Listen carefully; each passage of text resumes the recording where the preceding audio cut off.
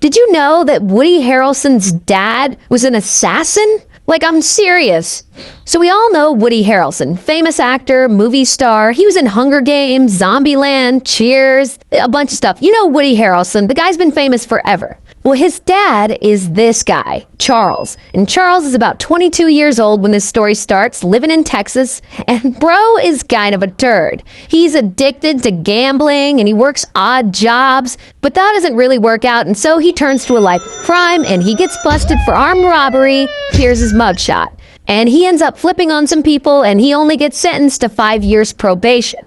Now, Charles is actually married with 3 sons, and one of those sons is little Woody Harrelson. His name is actually Woodrow.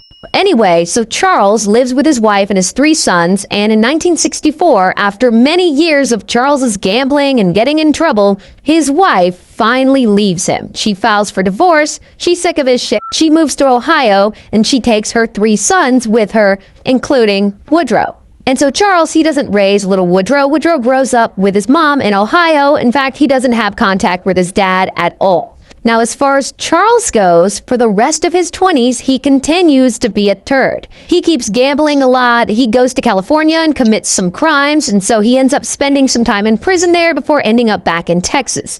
And a few years go by, and it's now 1968. And Charles, he's around 30 years old at this point.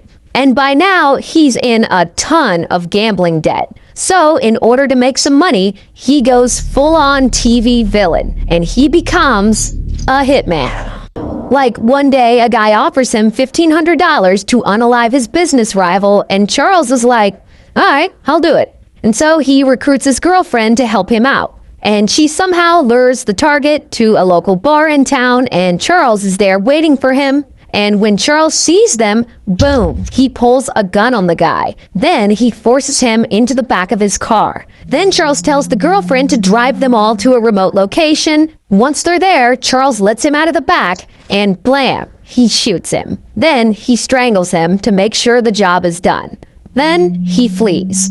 Now, at this point, he's gotten away with this murder, and he could lay low and probably be fine, but that's just not what Charles does. He's got gambling debt to pay off. So instead, he agrees to do another hit job. 6 months later, someone offers him one. They offer him $2,000 to assassinate a guy, and Charles accepts this job. And he goes and he finds this new target and blam, he unalives him the same way he did the first guy, and he disposes of the body and he flees.